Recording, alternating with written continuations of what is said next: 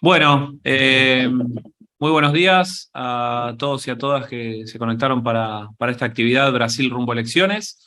Yo soy Facundo Cruz, soy politólogo, integro junto a Tomás Aguerri y Malena Mañasco el Centro de Investigación para la Calidad Democrática, que tiene base de funcionamiento en Buenos Aires, Argentina, pero cubrimos distintas cuestiones electorales en América Latina y planteamos organizar esta actividad junto con el Observatorio Electoral de la Conferencia Permanente de Partidos Políticos de América Latina, en la persona de Dolores Gandulfo, que acá nos acompaña.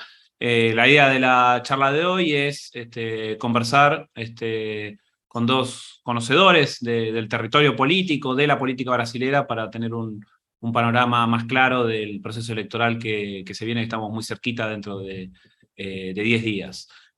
Así que la idea sería, bueno, presentarlo, generar un debate, una discusión con algunos intercambios y después abrir una ronda de preguntas con el público presente. ¿Loli?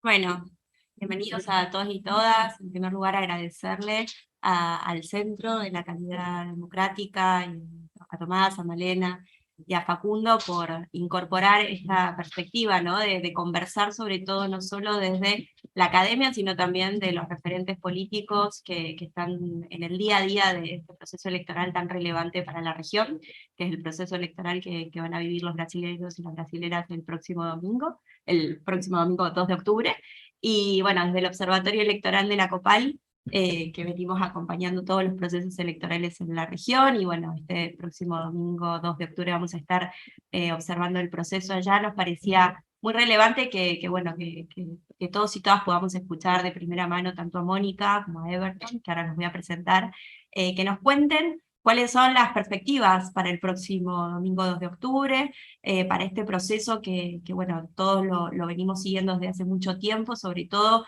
obviamente por lo que impacta para la región, por lo que han vivido el Brasil en estos últimos 4 años de la presidencia de Jair Bolsonaro, pero también, bueno, porque obviamente preocupa y ocupa pensar cómo va a ser el proceso electoral y los hechos de violencia que no son propios del Brasil, lo hemos venido viendo mucho en la región, en México, en Colombia, recientemente en Paraguay, y hace muy poquito en la Argentina, con un hecho que, bueno, ahí la veo a Mónica, que ha repudiado ampliamente la violencia, el atentado contra la vicepresidenta Cristina Fernández de Kirchner, y por lo tanto me parece que la cuestión de la violencia política seguramente va a ser un tema que también nos va a ocupar en esta charla de debate.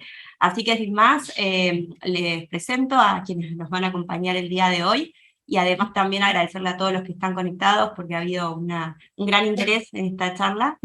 Mónica Valente, que es dirigente del Partido de los Trabajadores de Brasil, que además es la secretaria ejecutiva del Foro de San Pablo, y a Everton Gómez, que es, además de un cientista político, es también dirigente del PDT de Brasil. Bueno, ambos están trabajando fuerte en este proceso electoral, por el lado de Mónica, obviamente, por la candidatura de Lula da Silva, y por el lado de Everton en la candidatura de Ciro Gómez. Así que, si les parece, Mónica, iniciamos con tu tiempo de exposición, luego le damos la palabra a Everton, y luego abrimos el espacio para que ahí Malena va a ir recopilando las preguntas que surjan y poder hacer un diálogo.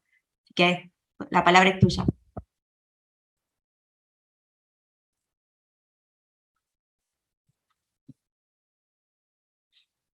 Everton.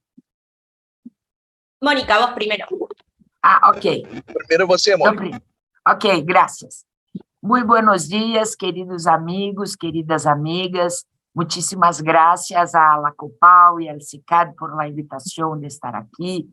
Saludo al compañero Facundo Cruz y a Dolores Gandulfo por la organización de esta charla debate, porque de hecho es uno de los hechos más importantes, creo yo, que vamos a vivir en Brasil y América Latina este año.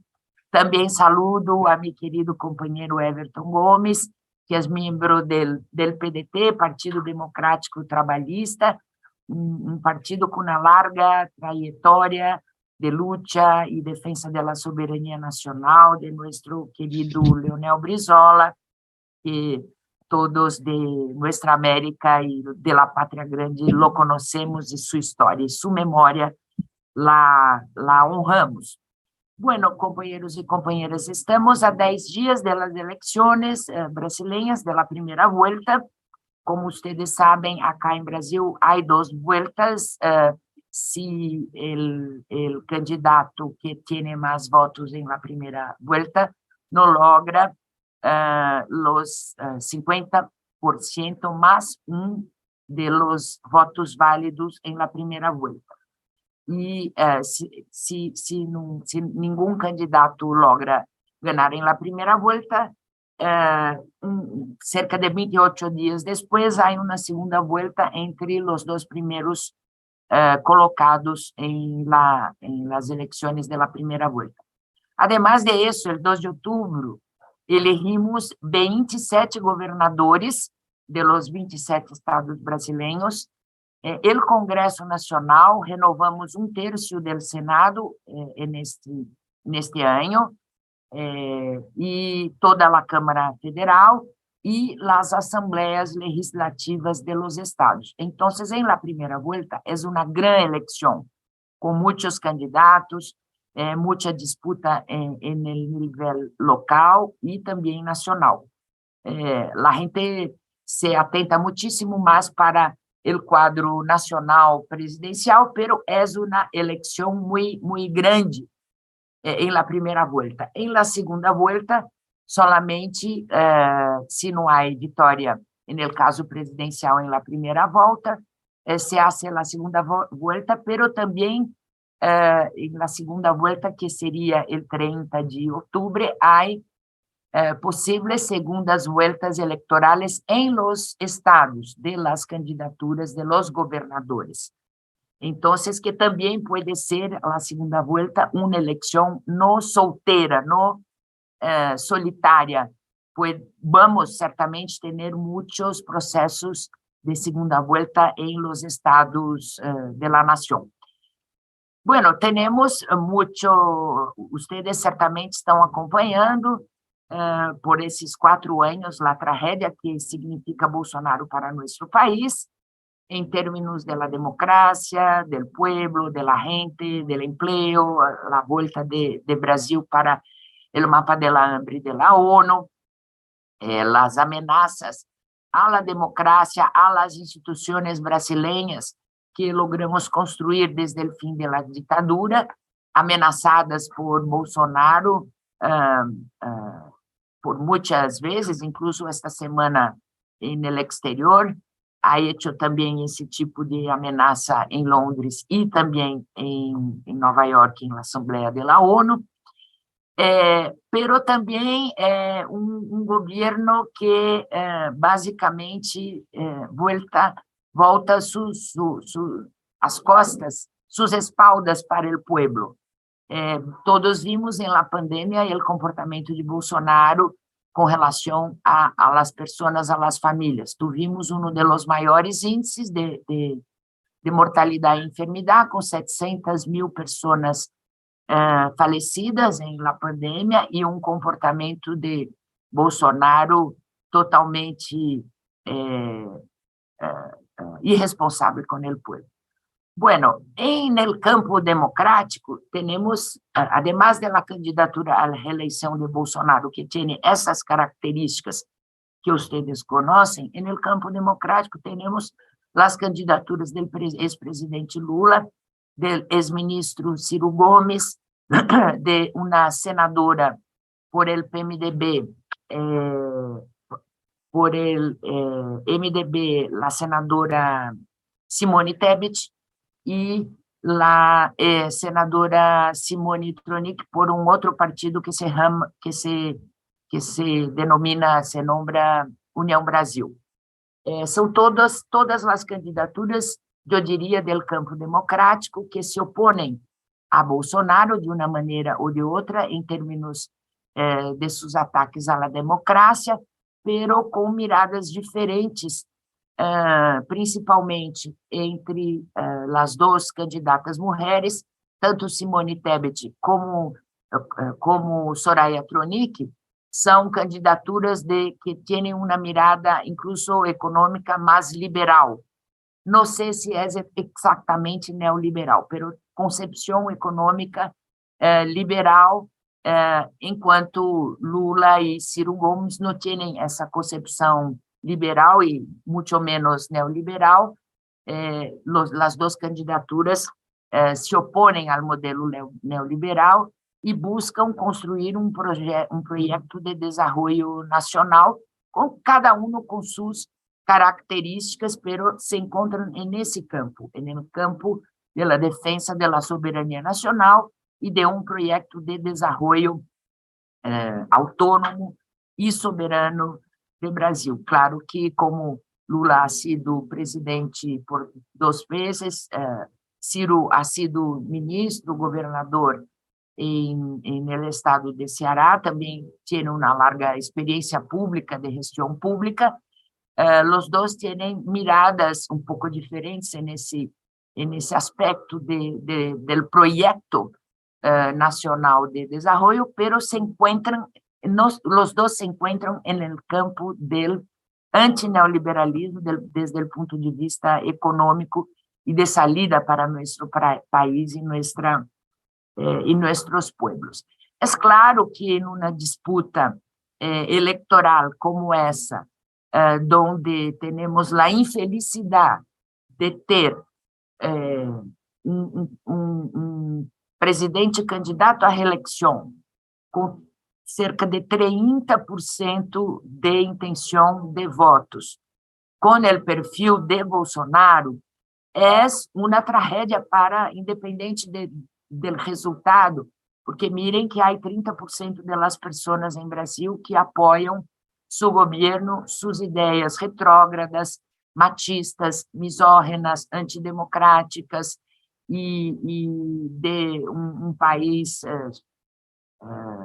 subordinado aos interesses das grandes potências. Isso é um hecho grave, porque sabemos que vamos a ganhar as eleições el 1 de outubro, el 2 de outubro ou el 30 de outubro. Não está claro todavía se vamos a ter segunda volta. Pero o hecho é que esses 30%, 25% a 30% de pessoas que há em Brasil que apoiam a esse atual presidente com essas características, nos fazem pensar que muito trabalho vamos a ter adelante, por el hecho de que 30% de las pessoas defendem coisas que há muitos anos pensávamos que havíamos derrotado, a defesa da ditadura militar, a defesa de valores retrógrados em la sociedade, em pleno século XXI, no siglo XXI, a volta desses valores retrasados, desses valores conservadores, misóginos, homofóbicos, machistas e antidemocráticos. Pero isso nos vai imponer certamente um largo trabalho, não somente desde o ponto de vista do governo, do futuro governo Lula, creio eu, espero eu, pero também de los partidos políticos do campo democrático e progressista, de los movimentos sociais, de las centrales obreras, em termos de um trabalho político junto a nossa gente sobre esses valores, rediscutir os valores democráticos e humanitários que veníamos construindo ao largo da luta contra a ditadura em la década de 70 e 80 e depois também com a conquista da democracia. São esses os desafios que temos em um quadro general das eleições. Esperamos ganhar, nós da candidatura Lula, esperamos ganhar as eleições. Por supuesto, Everton também espera que Ciro Gomes pueda, por lo menos, chegar à segunda volta. Essa é parte da disputa democrática, pero com isso esperamos cerrar um capítulo muito triste da história brasileira, que é a eleição de Bolsonaro em 2018, depois de um largo processo de persecução, lawfare, etc., que todos de Latinoamérica y Caribe acompañaron desde el 2016. Estoy a la disposición para preguntas, para opiniones, intercambiar ideas. Acá. Muchas gracias. ¿Preguntas? Sí. Bueno, Mónica, muchísimas gracias en primer lugar por tus visiones, que claramente muchas de ellas compartimos. Ahí, mientras vemos si Everton se desconectó o está por ahí, si querés avanzamos con alguna pregunta que haya específicamente para vos. Yo quiero plantearte un tema para arrancar y después paso la palabra acá en la mesa y seguimos con quienes quieran comentar ahí de los que están conectados. Vos hablabas, bueno, de esto. En primer lugar, de una primera vuelta con elecciones muy cargadas, con una diversidad, digamos, de candidaturas y de categorías que se van a elegir, y una segunda vuelta que, si bien claramente puede haber segundas vueltas en algunos estados, está mucho más centralizada en la posibilidad de, si hay una segunda vuelta, de que sea propiamente elector de la presidencia, ¿no? En eso, y con todos los antecedentes que hemos estado siguiendo en esta carrera hacia las elecciones, vemos a un Bolsonaro que ha no solo cuestionado, digamos, las elecciones en sí mismo, el sistema de votación, al tribunal electoral, y siempre cuando uno analiza cuáles pueden ser las posibilidades de que planteen un fraude, siempre uno ve que, bueno, que hay un montón de otras categorías que se están poniendo en juego y que es muy difícil que un candidato a la presidencia plantee un fraude si logra conseguir, por ejemplo, muchos lugares en el resto de las categorías, y claramente, como vos decís, con un 30% de apoyo en la población sí lo va a conseguir, ¿no? Y además el sistema electoral brasilero tiende a tener estos equilibrios y tiende a premiar mucho a las oposiciones. Entonces mi pregunta tiene más que ver con qué esperás en una eventual segunda vuelta entre el 2 de octubre y el 30 de octubre, no solo de la violencia, sino de estos actos en virtud de las posibilidades de que Jair Bolsonaro salga nuevamente con este discurso, y ahí lo vemos también a Everton conectado. Si querés, dejamos esta pregunta en el tintero, lo escuchamos a Everton y después retomamos todas las preguntas que vayan surgiendo. Everton, te escuchamos. Hola a todos. Gracias, compañeros, compañeras que están con nosotros en esta transmisión. Muchos buenos días a mi querida compañera Mónica Valente, de PT de Brasil, a todos de Copal. Compañeros, para nosotros, lo que dice Mónica, aquilo que nosotros también pensamos. Nosotros vivimos un momento de mucha dificultad en Brasil en los últimos cuatro años. Esperamos ahorita que las elecciones permitan a nuestro pueblo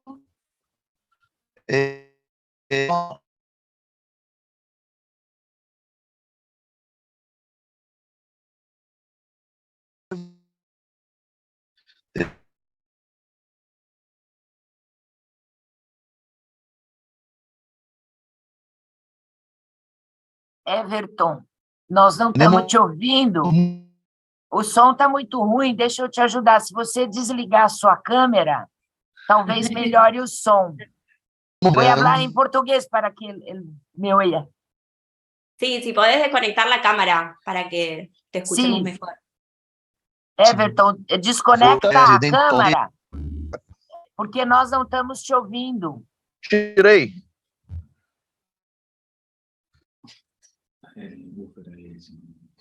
Everton? Tirei a câmera. Melhorou? Não, você ainda está com a câmera ligada.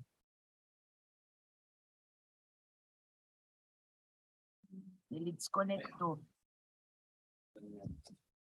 Vamos si querés, esperar. Mónica, retomar la pregunta que te hacía, Okay. Si querés contestar eso y vamos viendo la conexión de Everton. Ok. Bueno, Loli, yo pienso que, en primer lugar, as últimas declarações de Bolsonaro, especialmente em Londres, quando ele ha dicho que, segundo sus encuestas internas, ele ha dicho que se ele não ganha as eleições com 60% de los votos, significaria algum problema, insinuando fraude no Tribunal Superior Eleitoral. Simultaneamente, acá em Brasil, sua máquina de fake news ha salido com vídeo onde eles pegam o principal telenoticiário de la noite de la Rede Globo, que se chama, nombrado Jornal Nacional, e han hecho uma coisa que eu não conhecia, utilizando ferramentas del deepfake. Eu nunca havia ouído falar sobre isso. Então, eles tomam um vídeo do Jornal Nacional e invertem as encuestas, poniendo em la boca de los apresentadores do Jornal Nacional justamente o que ele havia dito em Londres, que Bolsonaro tinha mais de 45% de los votos em las encuestas, ou seja, hicieron como se fuera una película con las personas reales de los presentadores, de los periodistas, dizendo que, como invertendo todas as encuestas, como se Bolsonaro estivesse na frente, à frente das encuestas. Então, foi uma ação combinada. La charla, la ponencia de Bolsonaro en la Embajada de Brasil em Londres, dizendo que eles estavam com, se ele não ganhara as eleições com 60%, havia problema no Tribunal Eleitoral. Ao mesmo tempo, saíram com sua máquina de fake news com este vídeo. Tanto é que a Rede Globo ha hecho desmentido muito duro, muito forte, em seu Jornal Nacional, para mostrar que isso era totalmente inverídico, era uma mentira.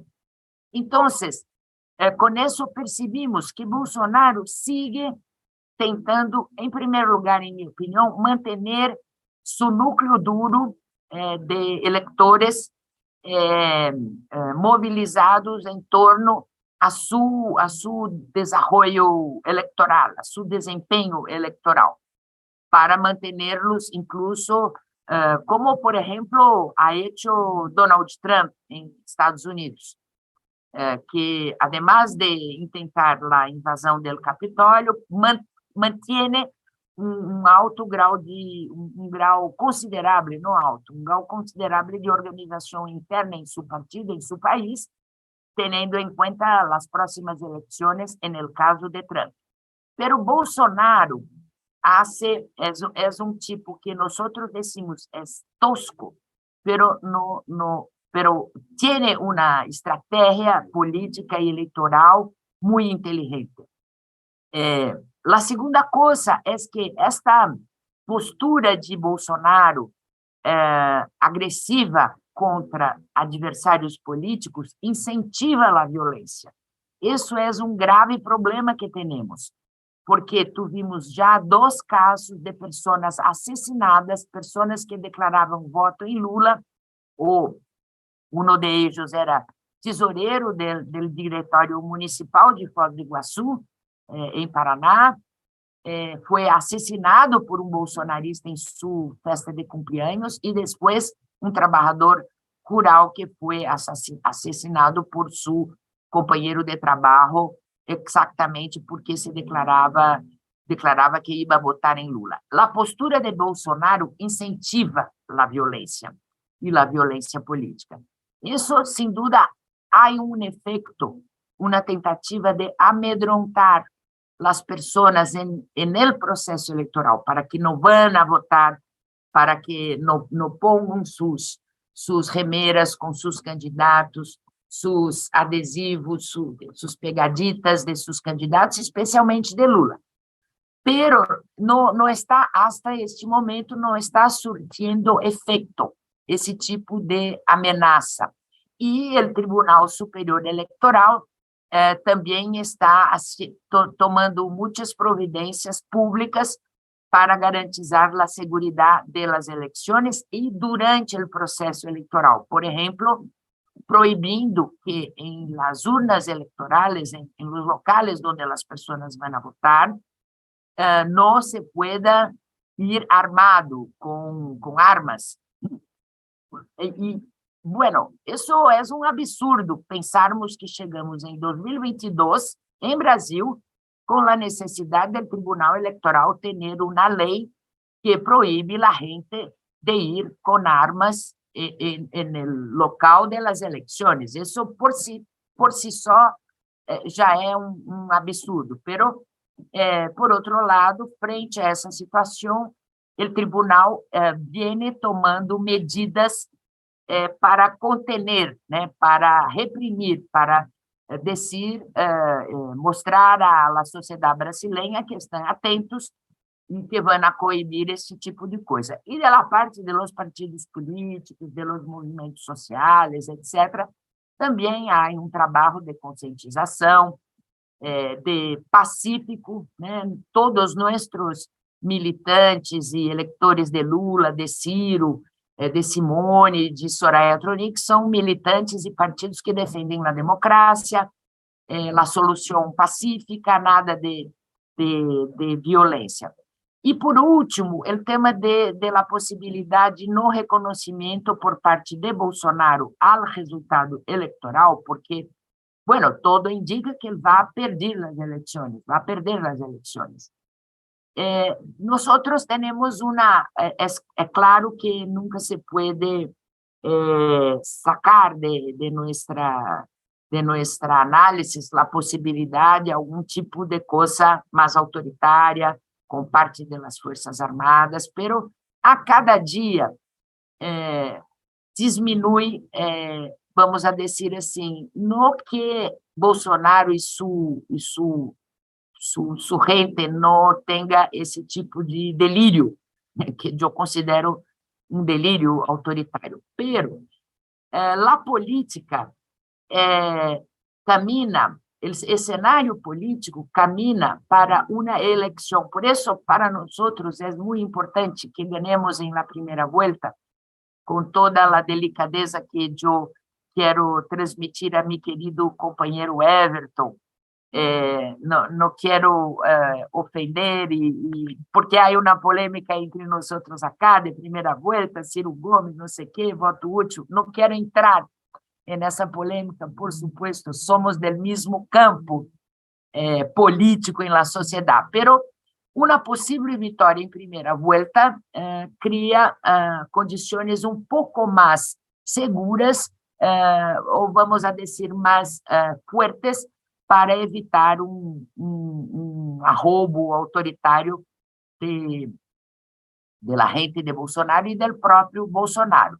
Pero não somente isso, pero também outras condições, como, por exemplo, cada vez mais involucrar as personalidades políticas, democráticas, históricas de nosso país em la defesa da democracia. E, certamente, seja qual for o resultado, se primeira volta ou segunda volta, temos a certeza que os companheiros todos dos partidos do campo democrático e também do PDT, Ciro Gomes, estarão no campo da defesa da democracia. Sobre isso, de hecho, não há dúvida. Pero são características do quadro político brasileiro e, como eu he dicho, a eleição em 2018 de Bolsonaro foi uma tragédia política, además de tudo que passou com o pueblo, de suas políticas para a sociedade e o pueblo. O simples hecho de haber ganado 2018, de ter governado desta maneira e manter cerca de 30%, de 25% a 30% de intenção de votos, é uma tragédia política e social para o futuro de nosso país. Há que trabalhar muitíssimo, não somente para ganhar estas eleições, governar para o pueblo, pero também um trabalho político, cultural, ideológico, de resgate de los valores de la democracia y de los valores civilizatórios de la humanidad. Everton parece que volvió. No sei se me escutam. Ahorita sim? Sí. Ok. Então, como Mônica dije, temos um encontro. Vou falar em português um pouco mais despacio, senão que penso que me vou compreender melhor.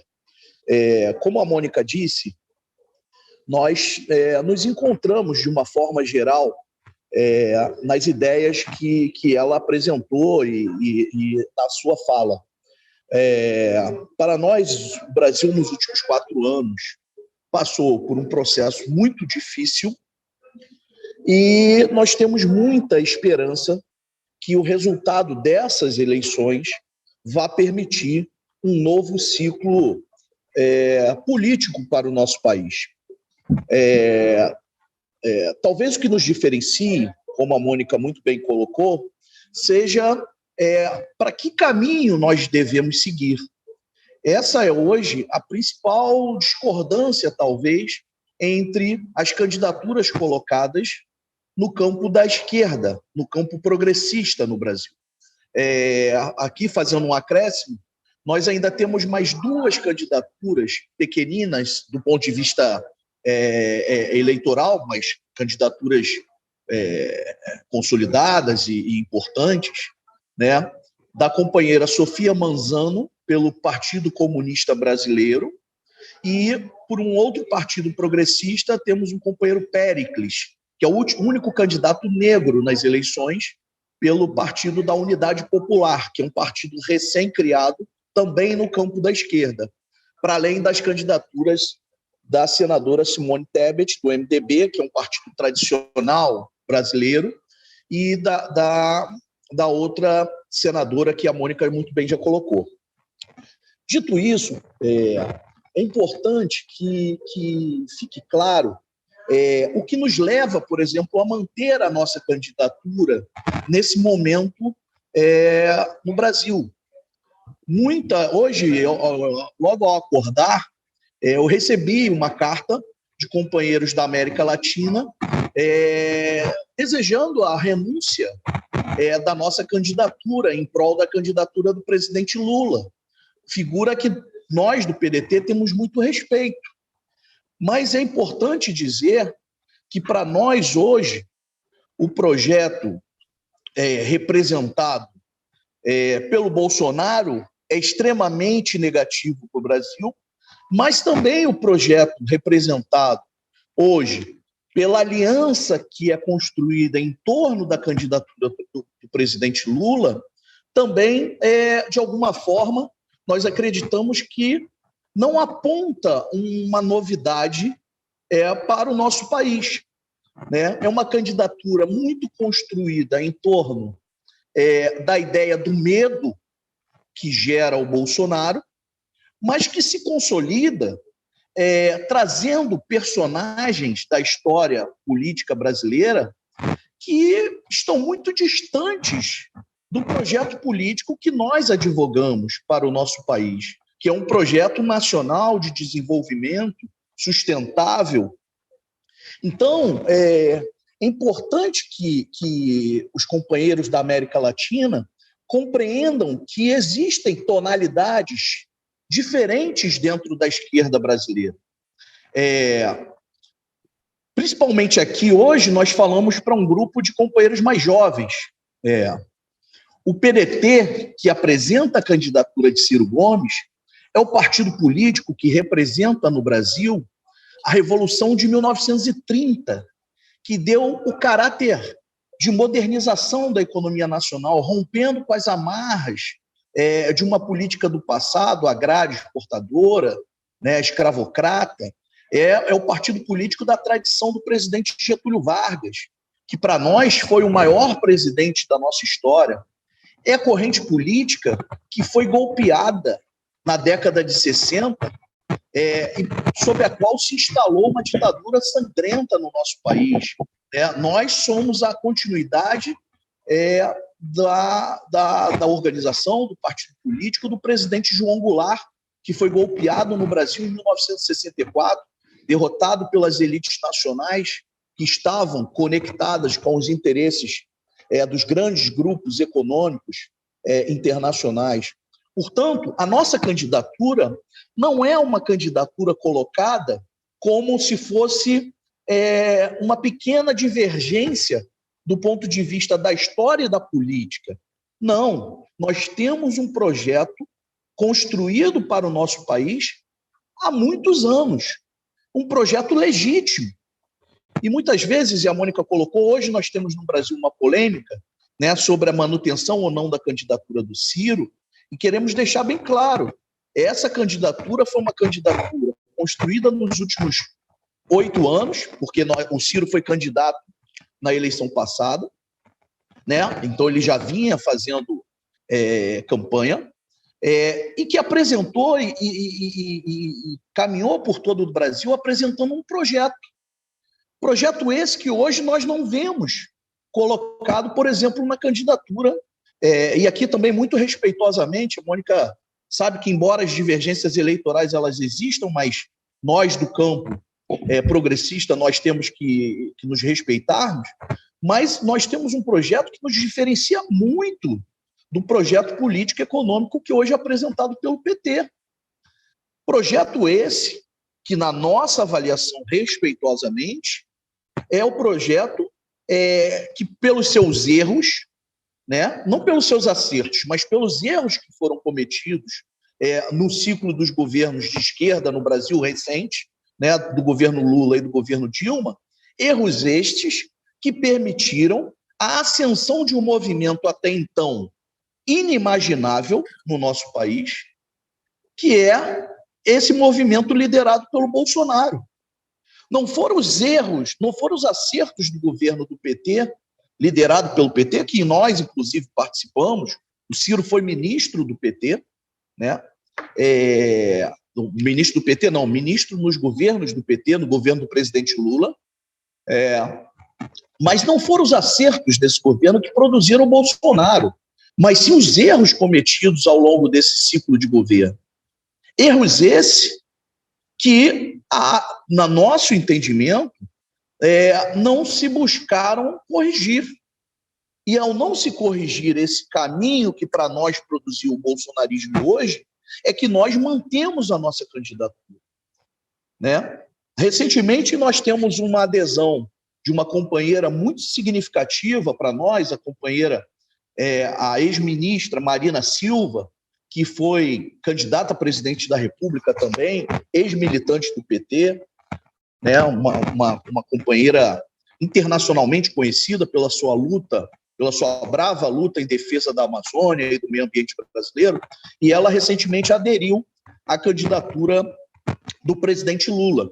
Isso foi feito num ambiente com vários outros ex-candidatos e tudo. E ali tinha, por exemplo, 2 personagens que, para nós, dificultam muito um processo de entendimento.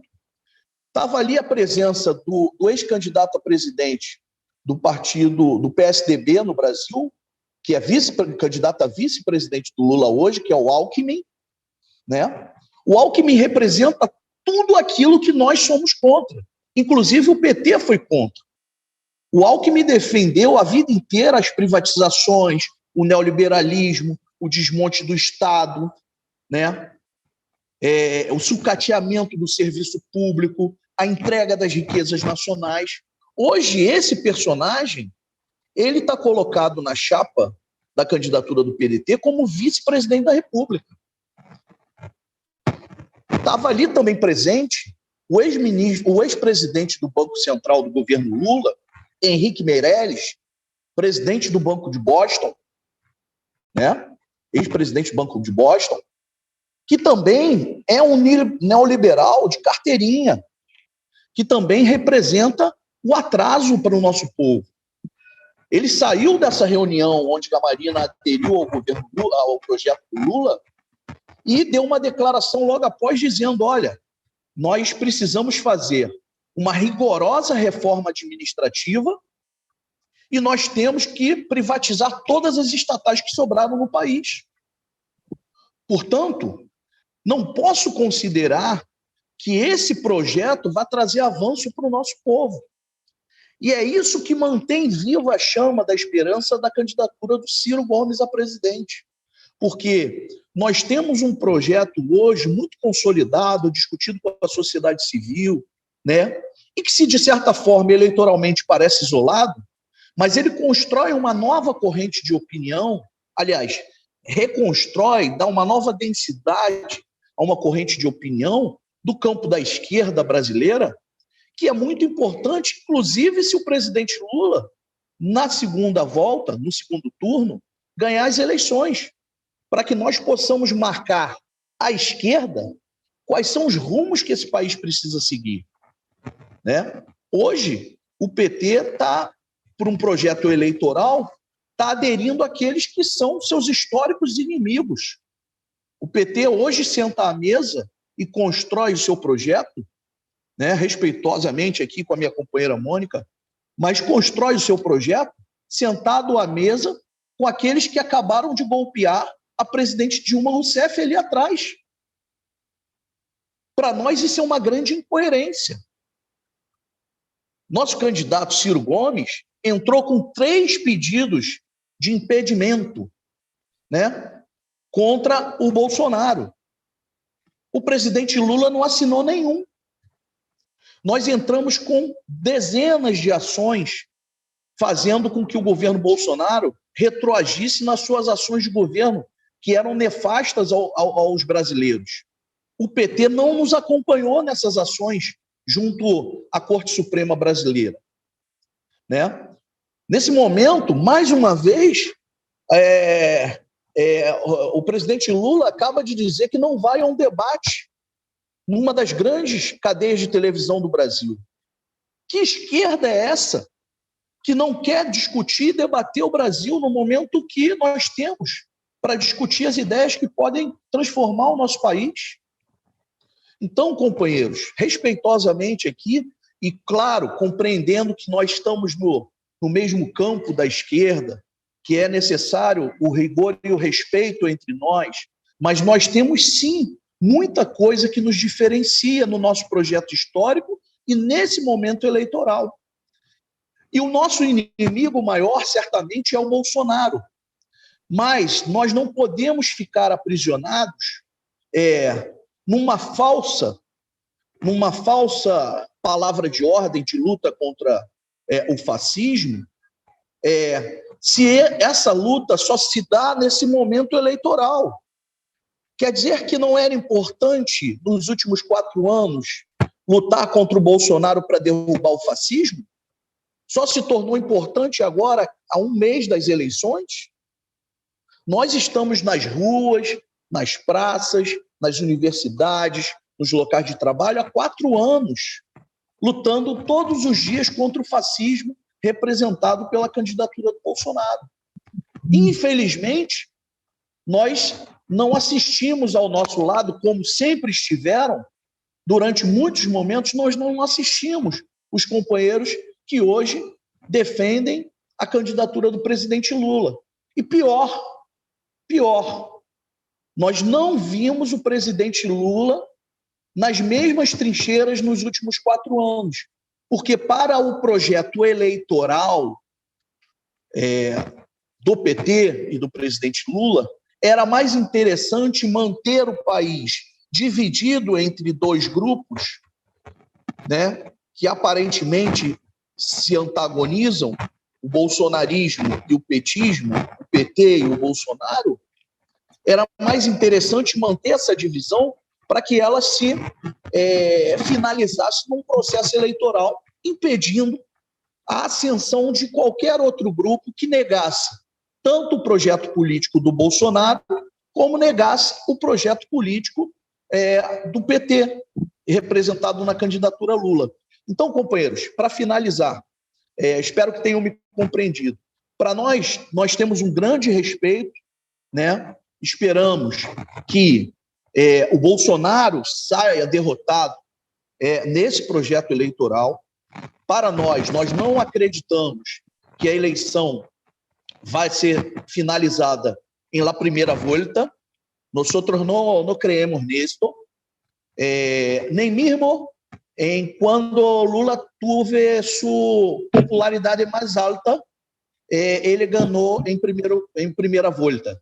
Portanto, neste momento, é a hora de afirmarmos nossa pluralidade, nossas diferenças, nossos compromissos históricos. E na segunda volta, nós vamos sentar certamente à mesa. Se nós não estivermos em la segunda volta, porque para nós também é muito claro que as eleições solamente terminam quando se cerram as urnas. Então, solamente dizemos em Brasil que somente se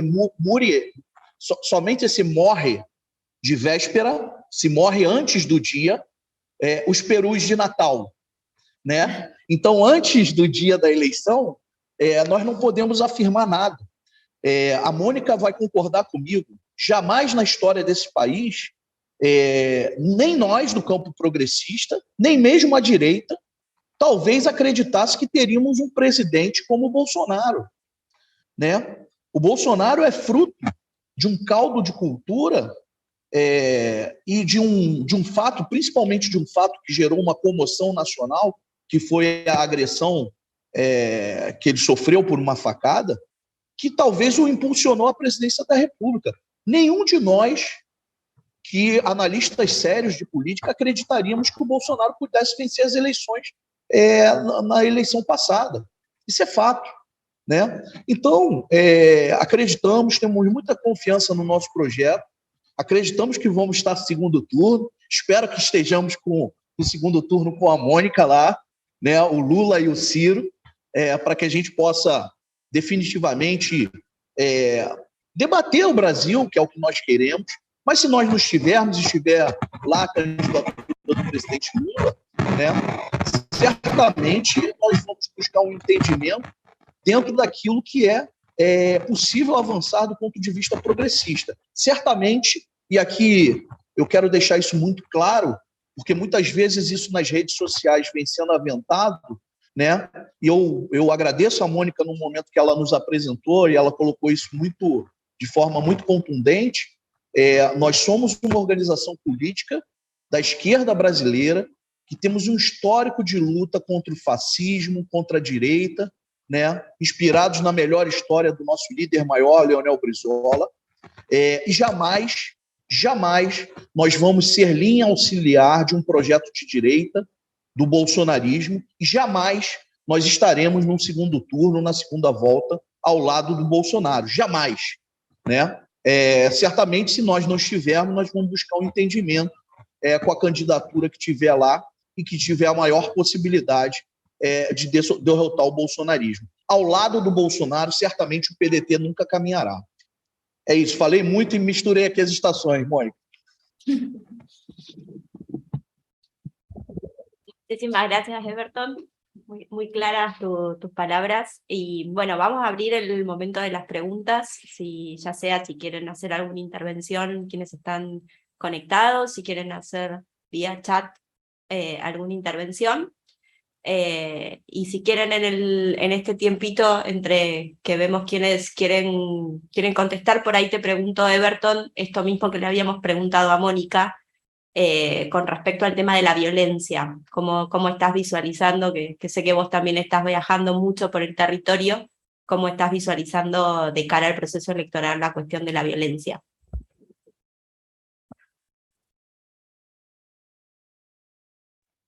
Para mí, Loli. Sí, exacto, porque eso se lo habíamos preguntado ya a Mónica, así que te preguntamos. Mônica, ok.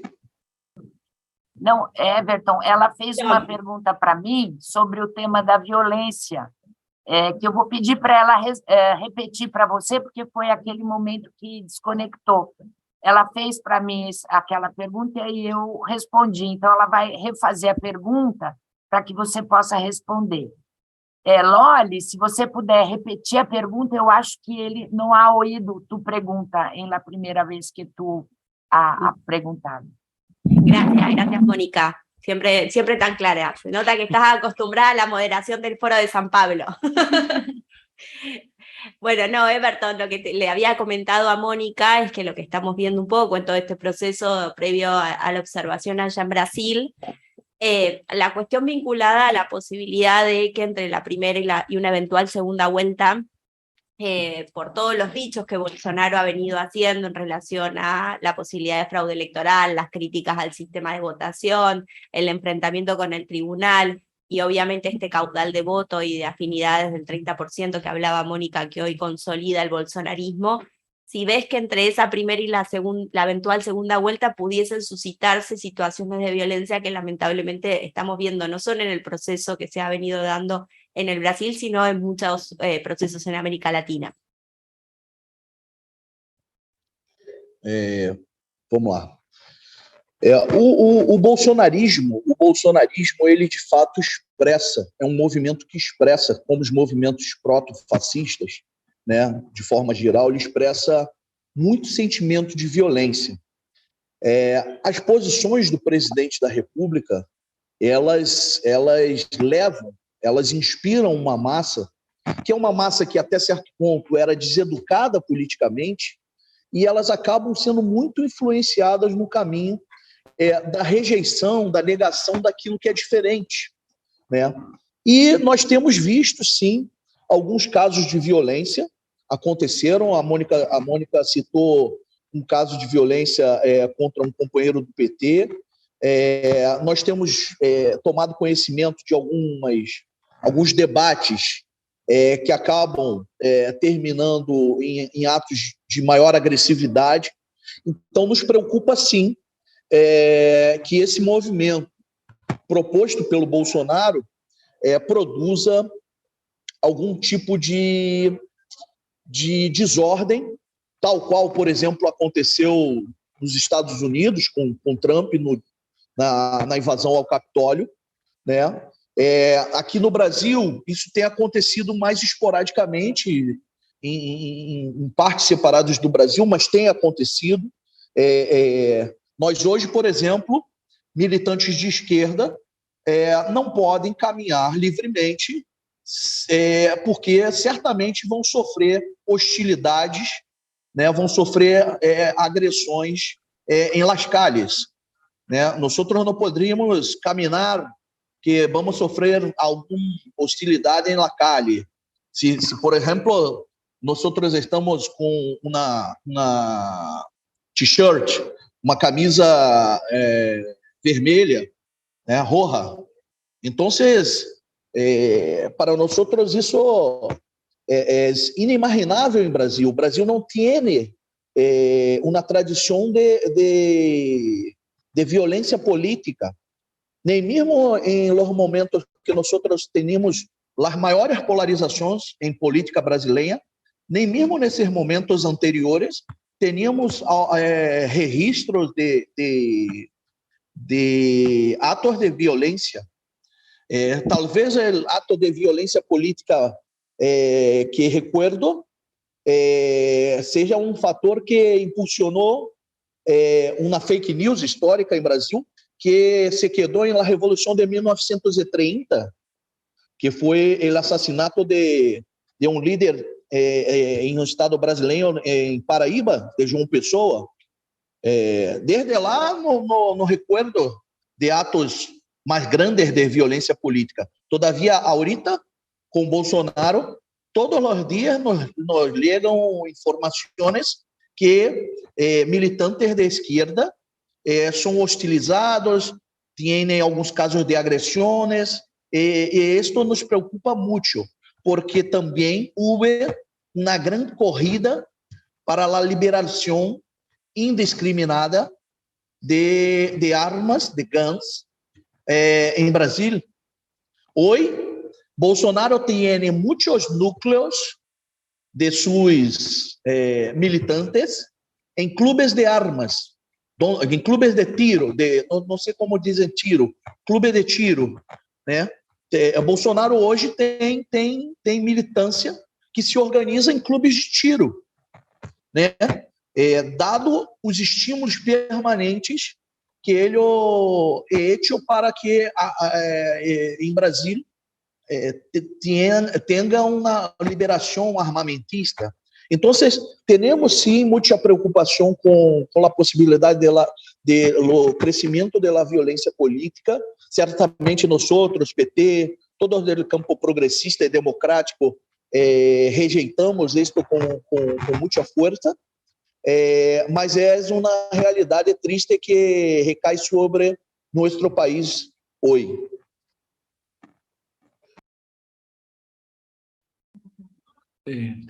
Sí. ¿Vale? Mónica, no sé si querés también vos sumar algo. Eu queria comentar um pouco algumas ideias que Everton ha hablado em sua primeira ponência, pero eu creio que puedo esperar se há perguntas. Eu he visto no chat que há uma pergunta também sobre o tema econômico, então pode seguir com as perguntas e eu comento as coisas durante minhas respostas, ¿vale? Se há alguma pergunta mais, además de la de Javier Mayorga. Así como decís, Javier Mayorga, del gobierno de la ciudad, consulta sobre alguna reflexión de cómo está la economía hoy en Brasil y cómo podría impactar esto en las elecciones. Sí, em primeiro lugar, contestando essa preocupação do companheiro Javier. Sí, de hecho, tenemos desde a candidatura da fórmula Lula-Alckmin, temos propostas rumbo a desenvolvimento econômico nacional, solidário, soberano, e que busque construir projeto soberano do desenvolvimento brasileiro, pero muito involucrado com nossa concepção do fortalecimento da região latino-americana e caribenha, em especial da região sul-americana, porque frente a todo esse cenário mundial muito cambiante, muito complexo, además da crise econômica de 2008, que todavia não se ha resuelto, também tivemos a pandemia e, em seguida, o conflito de Ucrânia, que nos põe muitas dúvidas ou muitos cambios no cenário mundial, incluso desde o ponto de vista econômico. Por exemplo, em la pandemia, o tema das cadenas produtivas globais se quedou totalmente questionado porque os estados nacionais não sabiam como produzir os insumos ou como obter os insumos necessários para a produção de vacunas, para a aplicação de vacunas. Então, impacto econômico muito grande, e agora o impacto do conflito de Ucrânia, onde há impactos em termos energéticos e em termos da soberania alimentária dos povos. Então, é óbvio que o projeto econômico representado por Bolsonaro é projeto, incluso por isso que ganhou as eleições, projeto econômico de perfil neoliberal e subordinado aos interesses, especialmente das grandes empresas transnacionais, especialmente estadunidenses. Esse é o projeto econômico de Bolsonaro, incluso com uma ênfase muito grande em la privatização das estatais, por exemplo, está em processo de privatização a principal companhia de energia elétrica brasileira, a Eletrobras.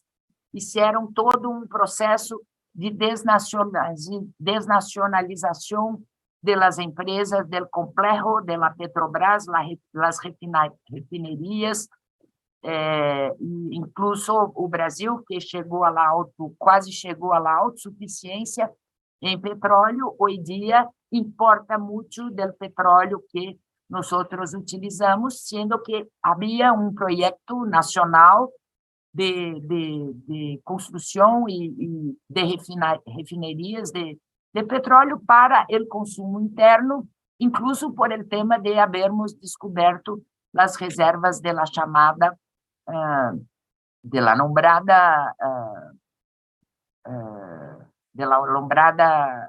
denominada de la camada del pré-sal, o petróleo bajo pré-sal. Então, esse é o projeto de Bolsonaro.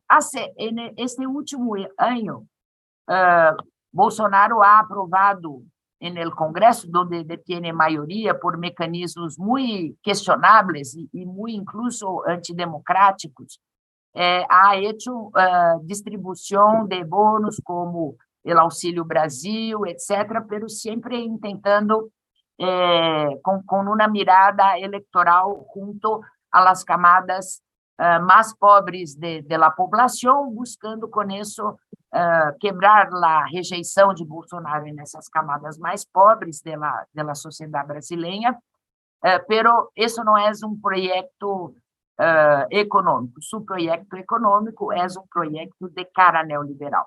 E com isso quero comentar uma coisa que Everton un análisis de Everton y de los compañeros y compañeras del PDT sobre el tema del Bolsonaro ser fruto de errores nuestros. Bueno, en primer lugar, es claro que quien gobierna comete errores. Eso no estoy questionando isso. Errores y también acertos, y también, bueno, cosas... acertos para a população brasileira e os índices sociais, os resultados sociais de los governos del PT, del presidente Lula e também da presidenta Dilma estão aí para nos mostrar. Pero eu creio que o ascenso da extrema-direita, creio que é preciso mirar também para isso, o ascenso da extrema-direita, não somente em Brasil, mas em muitos países latino-americanos.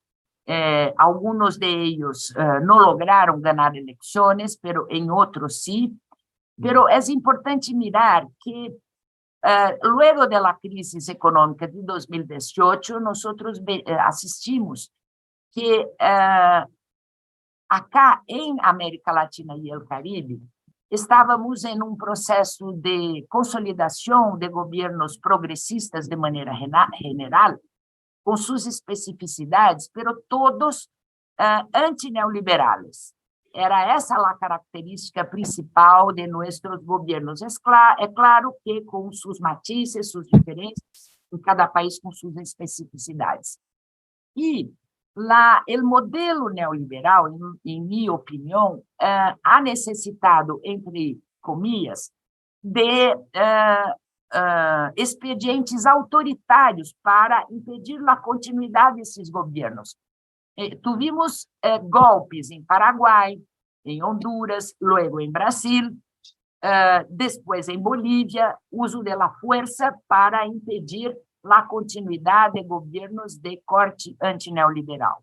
E mesmo em los países que eles não ganharam as eleições com esta cara de extrema-direita, os governos neoliberais que não foram elegidos desta maneira, com um núcleo duro pela extrema-direita, utilizaram de medidas autoritárias de força contra a mobilização de los pueblos, contra os efeitos do modelo neoliberal. Assim foi em Chile, assim foi em Equador, quando houve inúmeras e massivas, multitudinárias manifestações de calle, no caso chileno, estallido social, em Equador, o tema de los indígenas, também em Colômbia, o paro que começou em 2019, um grande paro nacional que começou no movimento obreiro, pero se espraiou para outros movimentos sociais, e a postura destes governos, aunque não estavam no campo da extrema-direita, foi uma postura de repressão dura, autoritária, de poner gente en el cárcel, de reagir com violência. Então, o que quero dizer com isso? que com a falência do modelo neoliberal no mundo, e especialmente em América Latina, e a continuidade da construção de um modelo alternativo ao neoliberalismo, este modelo neoliberal ha necessitado, entre comillas, escalar em termos de autoritarismo, de violência, incluso utilizando a extrema-direita para com o ascenso da extrema-direita. Então, é preciso que nós compreendamos que Bolsonaro não é uma criação solamente do Brasil. Há no mundo, e principalmente luego do golpe contra Paraguai, Honduras, depois Brasil, e assistimos em Bolívia em 2019, a necessidade do modelo neoliberal que não logra convencer as pessoas, ganhar eleições, governar convencendo as pessoas desse tipo de postura autoritária e de extrema-direita para lograr imponer-se. Então, não é... por isso que eu creio que Bolsonaro não foi um acidente na história. Bolsonaro representa os interesses neoliberais, os interesses de aqueles de las grandes empresas transnacionais de privatização, etc., que fazem que o modelo neoliberal se pueda concretar em nossos países. E frente, especialmente no caso de América Latina e Brasil, frente à impossibilidade em termos de lo que logramos construir da democracia representativa, não logravam ganhar as eleições e, quando ganhavam, não logravam governar, como é o caso Equador, Chile e luego Colômbia, que em Colômbia resultou na eleição de Gustavo Petro pela luta do povo e pela capacidade da esquerda colombiana de construir uma ampla unidade este ano, 2022, que não haviam logrado em 2018, quando Petro foi à segunda volta em Colômbia e não logrou ganhar as eleições. A segunda coisa é que eu creio que a aliança que ha construído o presidente Lula, o PT e os partidos de la coligação é uma aliança, em primeiro lugar, em torno ao tema da democracia. Isso creio que está claro em Brasil e no exterior e junto a los amigos e amigas de América Latina e el Caribe. Pero eu queria poner dado histórico que nossos países todos, em la década de 70 e 80, vivimos ditaduras militares.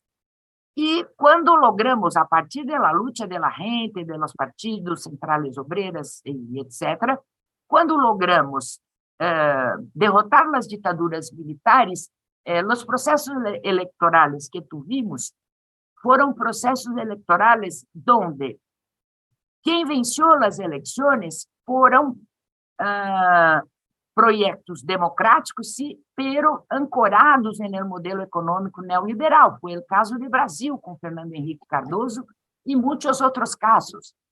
E, naquele momento, nós, da esquerda brasileira, inclusive do PT, que estivemos em la luta contra a ditadura, disputamos eleições e la perdimos. Pero eu creio que, para derrotar a ditadura, mirando para a contradição entre democracia e autoritarismo, que uma vez mais existe em nosso país, eu vejo que hoje dia a aliança que ha construído o presidente Lula se pode caracterizar como uma aliança democrática, de resgate da democracia, como hicimos na luta contra a ditadura, com a diferença que, na década de 70 e 80, quienes hegemonizavam o processo de luta contra a ditadura, aunque nós estivéssemos em las calles, etc., não foram o polo progressista e de esquerda das sociedades.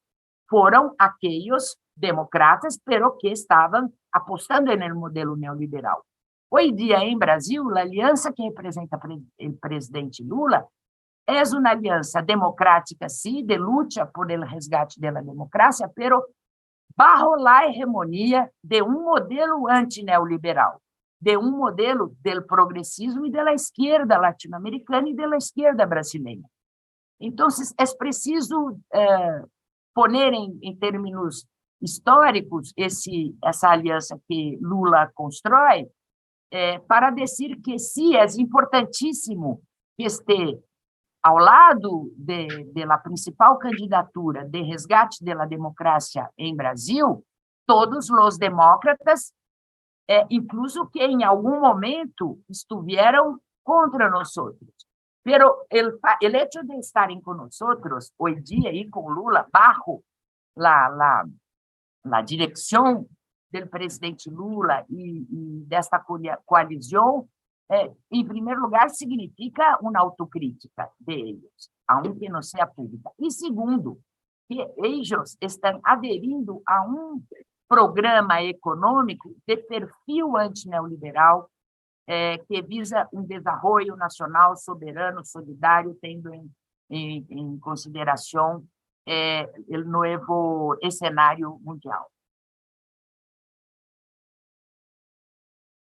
Bueno, muchísimas gracias, Mónica. Everton, si vos tenés algún comentario que quisieras hacer, tanto en las reflexiones recién de Mónica como en la pregunta en relación a que decía Javier Mallorca, en relación a la economía y cómo eso podría impactar en estas futuras elecciones. Vamos, dale.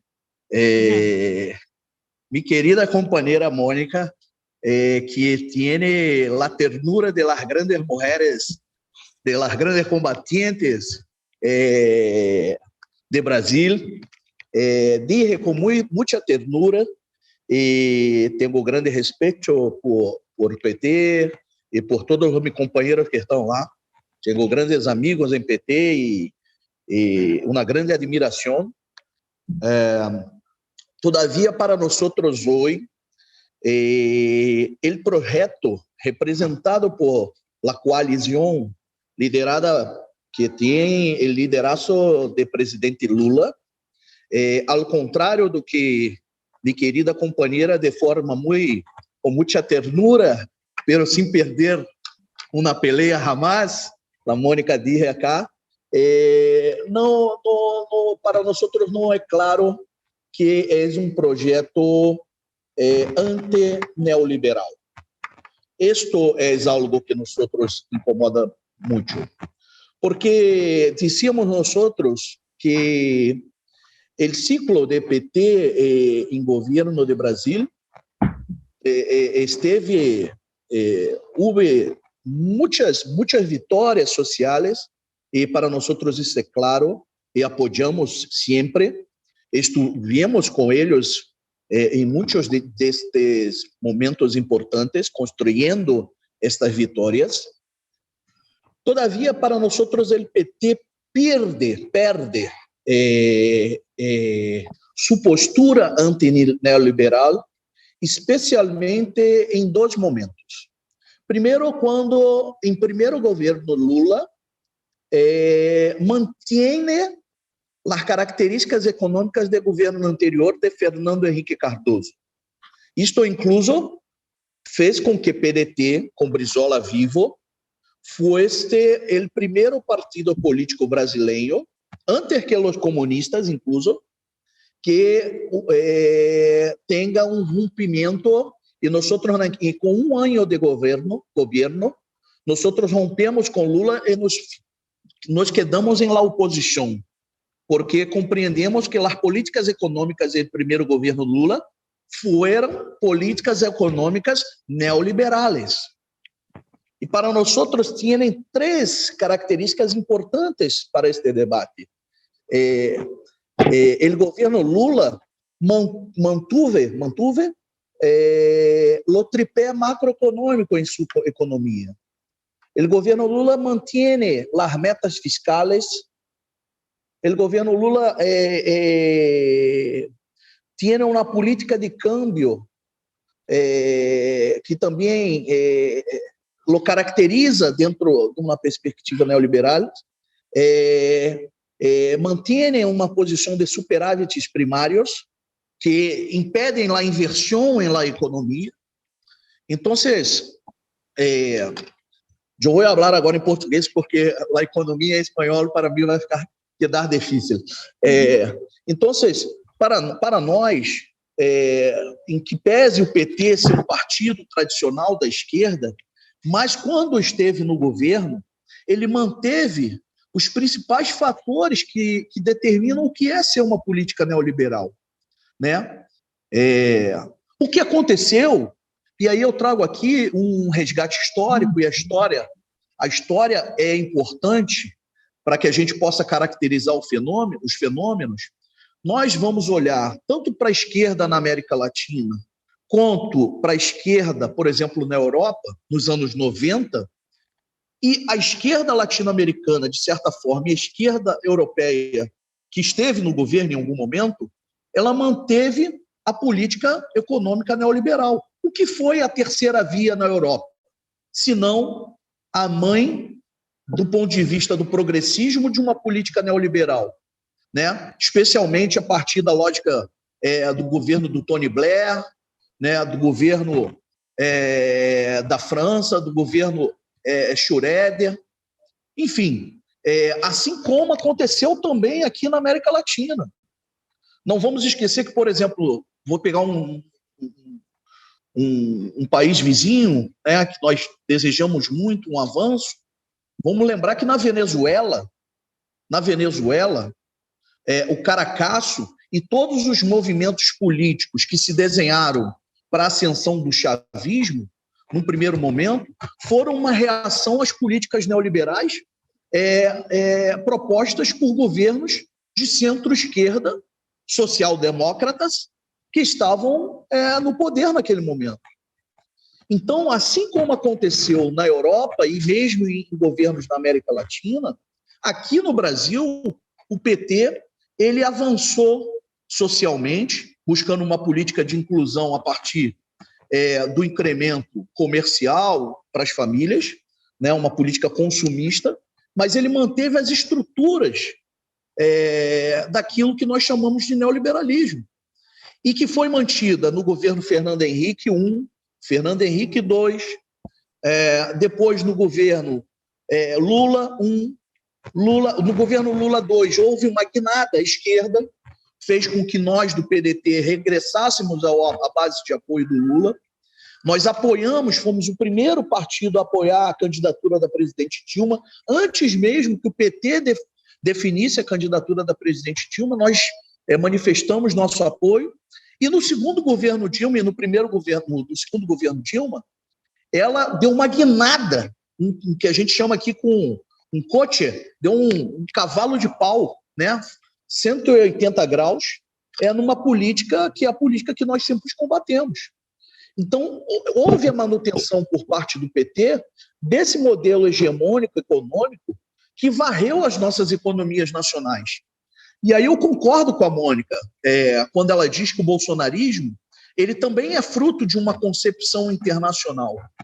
É verdade.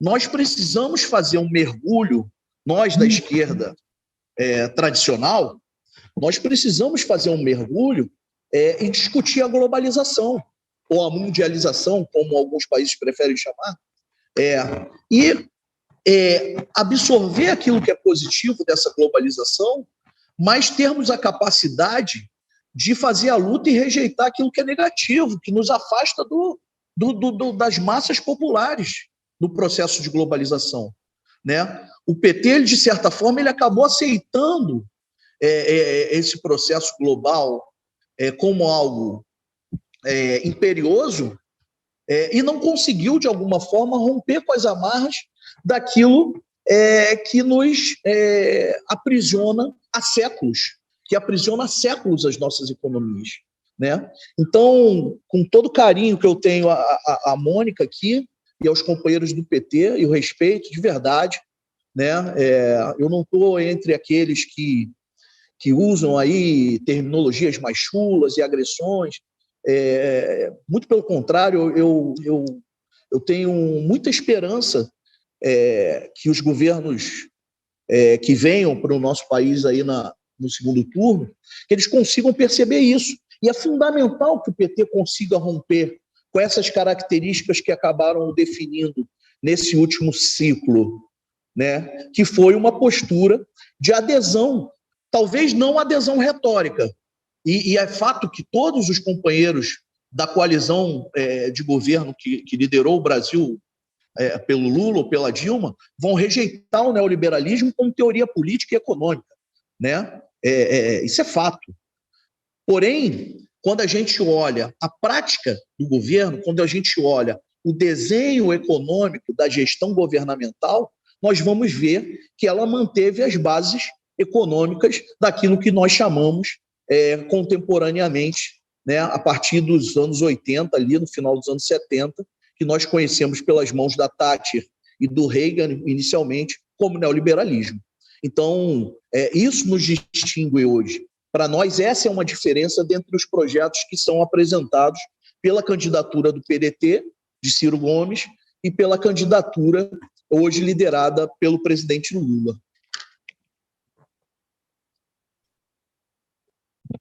Bueno, buenísimo, muchísimas gracias.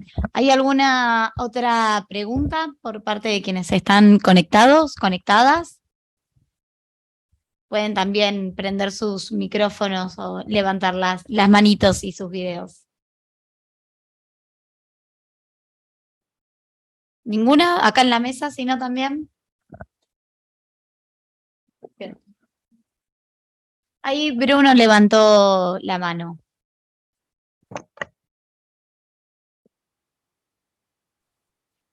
Hola, buen día. ¿Se escucha? Sí. ¿Qué tal? ¿Cómo están? Quería, bueno, hacer unas pequeñas preguntas para cada uno sobre algunas dudas que me iban surgiendo, más allá de las completas exposiciones que hicieron. En el caso de Mónica, una percepción que me surge a partir de la gran unión, de la gran coalición que está armando Lula con Gerardo Almi y otros partidos, es si finalmente Bolsonaro cumpliera lo que dijo de que de ser derrotado abandonaría la política. ¿Hasta qué punto esa unión va a terminar, digamos, funcionando de manera homogénea y va a continuar por todo el mandato? ¿O cree que si Bolsonaro se retira o si surgen inquietudes hacia dentro de la coalición, hay peligro de un nuevo Michel Temer? Y para Everton, en función de los gobiernos que nombraba y de las medidas económicas de diferentes coaliciones, si cree que es posible plantear un gobierno social y económicamente de izquierda en Brasil, teniendo en cuenta la cantidad de alianzas que terminan teniendo que hacer los políticos, así como hizo Lula en su primer gobierno, como terminó haciendo Dilma, y teniendo esos pequeños giros quizás un poco más neoliberales. Si cree que en algún momento podría ser posible, digamos, un gobierno de izquierda que no necesite de alianzas que le hagan, que le terminen, entre comillas, obligando a estos giros liberales.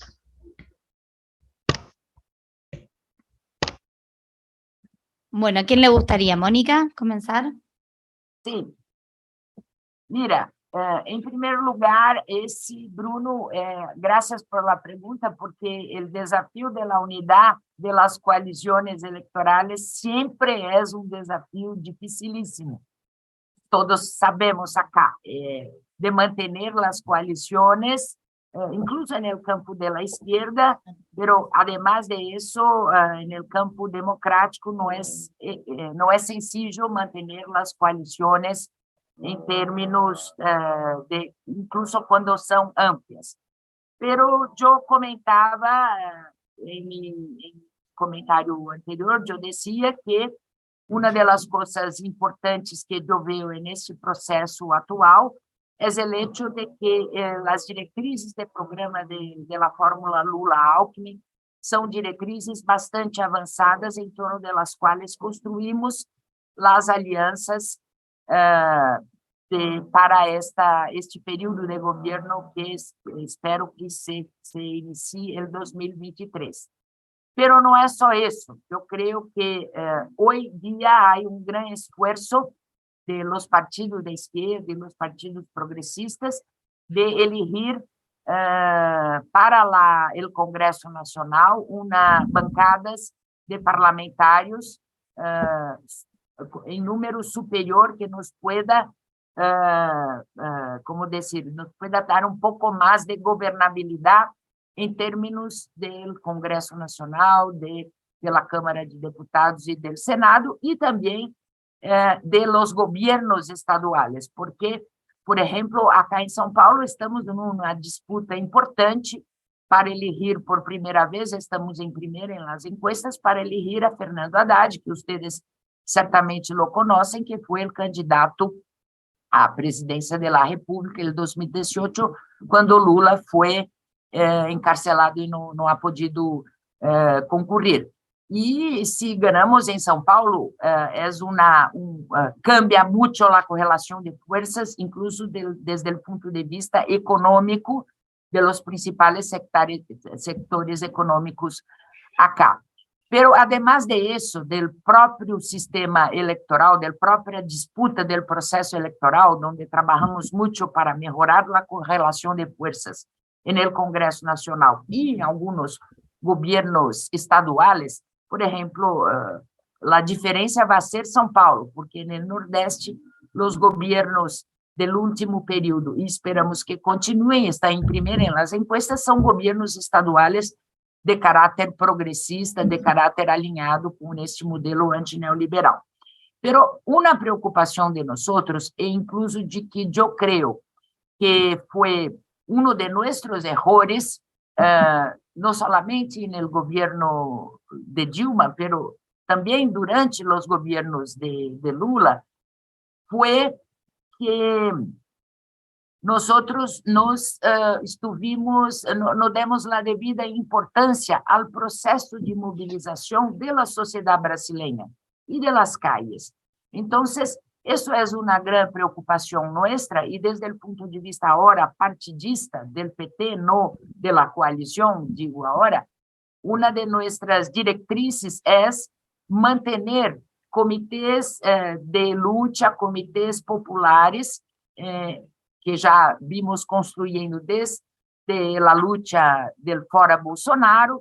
Há muitos comitês de luta, comitês Fora Bolsonaro, e que não é somente do PT, com a CUT, o MST e outros movimentos sociais importantes, pero é manter esta organização luego de las eleições para manter o processo de mobilização de calle e de mobilização da sociedade em cada território, não somente para sostener o governo, pero também para empurrá-lo, também para fazer com que, dentro das disputas que, evidentemente, haverão no Congresso Nacional, ou mesmo no seno do governo, nós tenhamos protagonismo de los movimentos sociais, de las centrales obreras, de la gente organizadas nesses comitês, porque isso é uma condição, a meu juízo, uma condição fundamental para podermos impedir o crescimento desses valores da extrema-direita, mas também fazer o trabalho ideológico, o que nos acostumamos a chamar a batalha das ideias, em muitos aspectos, seja em los aspectos das políticas governamentais, mas também em aspectos de los valores, o tema do machismo, da misoginia, do autoritarismo, das coisas antidemocráticas, enfim, da violência contra as mulheres, do tema da luta contra o racismo estrutural de nossa sociedade. Essa é uma coisa. Por isso que eu creio que a luta não se vai a encerrar no 2 de outubro ou 30 de outubro, mas seguirá uma luta, como eu dizia, porque Bolsonaro, o bolsonarismo, as ideias em torno do bolsonarismo vão seguir existindo. E a outra coisa que eu queria pôr em relieve é aspecto de nosso programa econômico, que é o valor, o peso do tema da integração regional latino-americana e caribenha, começando por a integração sul-americana. Entonces, por ejemplo, hay sobre la mesa el tema del acuerdo Unión Europea-Mercosul, que está paralisado por el tema ambiental brasileño, pero vamos a tener que retomar esta discusión en nuestros países, incluso porque de lo que sabemos de ese acuerdo, es un acuerdo que no nos garantiza a los países del Mercosul la posibilidad de reindustrialización y también no nos garantiza el tema de la producción agrícola, no está en el acuerdo Unión Europea-Mercosul, por ejemplo, el fin de los subsidios agrícolas en Europa. Entonces, eso nos va a exigir, países del Mercosur, nos va a exigir una acción conjunta e integrada para essa discussão, para garantizar que este acordo atenda também à soberania de nossos pueblos. E também pensar em las cadenas produtivas regionais. Les doy um exemplo. Tuvimos, quando criamos la UNASUR, uma das primeiras comisiones, consejos organizados foi o Conselho de los Ministros de la Salud. Eu sempre pensava, durante a pandemia, como teria sido muito importante que nossos países participantes da UNASUR pudiéramos ter uma ação coordenada junto ao Conselho, a partir do Conselho de Ministros de Saúde de UNASUR, seja para a produção de vacinas, seja para ações de combate à pandemia e começar uma coisa que nossa região é super capaz de fazer em termos, há potencial para ser em termos de capacidade tecnológica e ciência, que é a produção de insumos e dentro do complexo industrial econômico da saúde. Então, esses são componentes da política econômica que estamos construindo para o futuro, porque também o fortalecimento de nossa região, Latinoamérica, especialmente Sul-América, inclusive tendo em conta que temos governos de corte progressista agora. Además de Brasil, temos Argentina, Chile, Bolívia, Colômbia, agora, además de los tradicionais governados por modelos antineoliberais, como Venezuela, no caso sul-americano, pero há uma potencialidade de dar passos, avanços significativos em termos da integração regional, que nos vai favorecer como região e individualmente a cada de nossos países.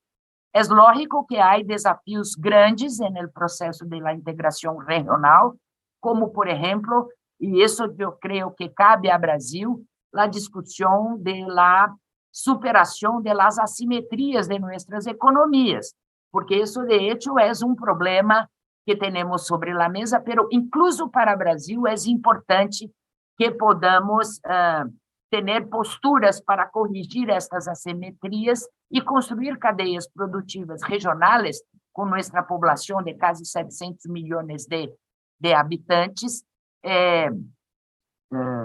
Há potencial econômico para a América Latina.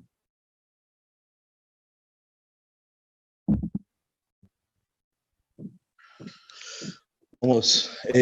Bruno, gracias por la pregunta. Yo voy le responder haciendo una otra pregunta. Es posible la democracia junto con el neoliberalismo? Para nosotros, el ciclo de los últimos 30 años en Brasil, teníamos un ciclo democrático. Pero todos los días lo que vimos son jóvenes negros en las calles, las vilas, las favelas, sendo vitimados por los agentes de Estado. Son compañeros y compañeras en las calles que no tienen o que comer, vítimas de la fome, de la hambre, niños que no pueden construir un camino para su futuro porque no tienen educación pública de calidad, milhares e milhares de pessoas que não podem ter a dignidade de manter suas famílias porque não têm o básico, porque não têm emprego. Todo isto é fruto de uma lógica econômica muito negativa, que os economistas chamaram neoliberalismo. Quando nós apresentamos nossa candidatura, apresentamos especialmente porque para nós o projeto democrático é o mais importante. Todavia, para nós é uma grande mentira se creemos que é possível compartilhar a democracia com o neoliberalismo. Isto é impossível. Então, quando falamos e criticamos o ciclo de los governos progressistas de Brasil, incluso quando nós estivemos em eles, nós hacemos isto porque miramos que ocorreram muitas falhas, muitos erros, e estes são frutos da manutenção da estrutura neoliberal, em que pese, mesmo que os governos eram governos progressistas que componiam a maioria da esquerda em nosso país. Todavia, quando digo isto, não digo satisfeito ou alegre, né? Digo isto com muita tristeza. Todavia, nós temos que ter a capacidade de compreender isto. Não há democracia com neoliberalismo. Nós não somos puristas, que creemos que vamos construir um projeto sem alianças. Todavia, qual é a base da construção de estas alianças? Sim, porque quando logo após uma reunião com a coalizão liderada por el presidente Lula, ex-presidente do Banco de Boston, que foi presidente do Banco Central Brasileiro em governo Lula, disse que o próximo governo tem a obrigação de fazer uma grande reforma administrativa e fazer a manutenção e ampliação das privatizações em nosso país. Les digo, existirá democracia em Brasil verdadeiramente? Que tipo de democracia nós estamos falando acá? Porque para nós a democracia pressupõe a liberdade de ir e vir, de caminhar, a capacidade de todos poderem ter alimentação, escola. Se o neoliberalismo se mantém, não há democracia. Para nós, o ciclo de uma democracia retórica não é mais o que nós queremos. Nós queremos uma verdadeira democracia. A democracia que verdadeiramente vai liberar, resgatar os pueblos de Brasil, de América Latina, de suas amarras históricas. Esta é a democracia porque nós estamos peleando ahorita. E temos muita esperança que os companheiros da coalizão de Lula também embarquem conosco neste trem, compreendendo que esta é a verdadeira democracia. Sim? Porque enquanto as condições econômicas forem condições econômicas que promovem a concentração de renda, que eliminem as possibilidades de oportunidade para os mais pobres, para os mais jovens. Enquanto estas condições que são produto de uma lógica econômica neoliberal existirem em nosso país, nós não vamos ter democracia.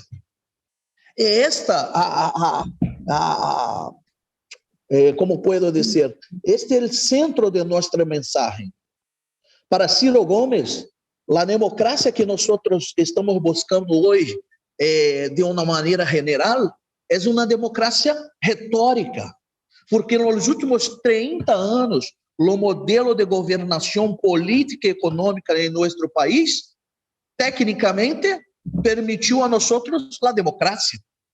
Pero não é esta a democracia que se vê em las favelas de Rio de Janeiro, em las vilas de Rio Grande do Sul, em las grandes favelas de São Paulo.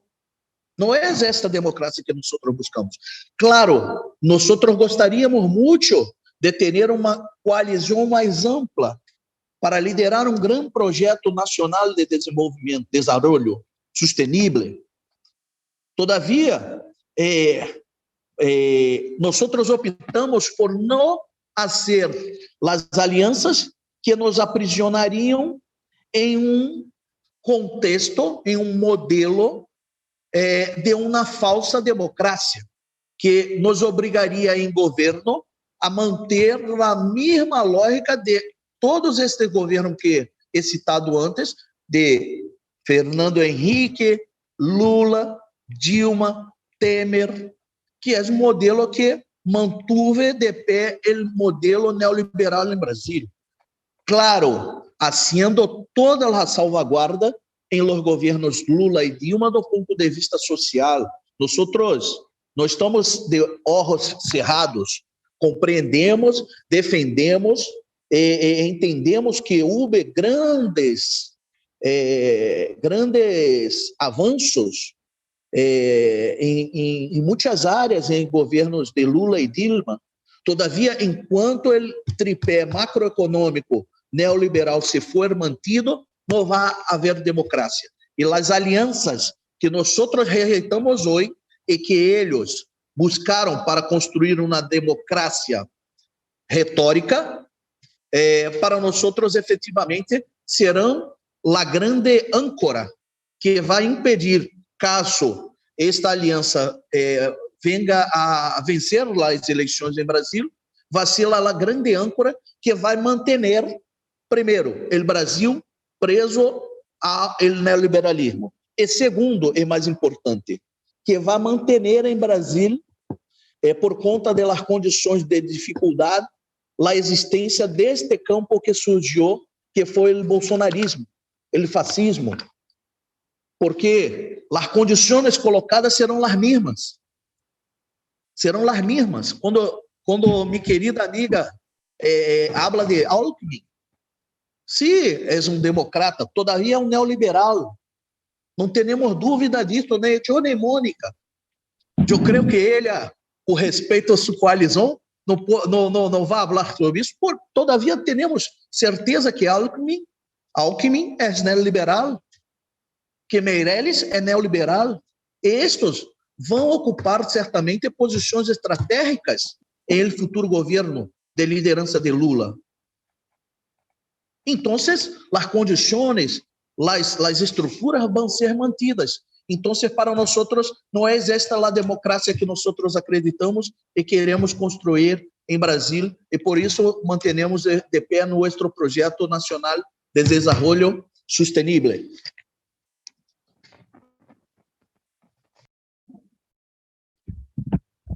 Bueno, ahora sí, ¿no? Ya vamos cerrando. Algunas palabras. Bueno, Mónica, Everton, les agradecemos muchísimo por conectarse y estar discutiendo con nosotros. Casi 2 horas de debate vamos, y ustedes eran 2, imagínense, invitábamos a 4, llegamos a 4 horas más o menos. Pero bueno, muchísimas gracias por sumarse, gracias Dolores, al Observatorio Electoral de la COPAL también por sumarse a esta actividad, y bueno, también invitamos a todo el público presente a que estén atentos a las redes sociales de ambas organizaciones, porque seguramente estaremos organizando más actividades. Les vamos a prestar desde CICAD mucha atención a las elecciones en Brasil, tanto la primera vuelta como la segunda vuelta, así que estén atentos y atentas porque vamos a seguir generando más debate y discusión. Muchísimas gracias. Muchas gracias. Hasta luego.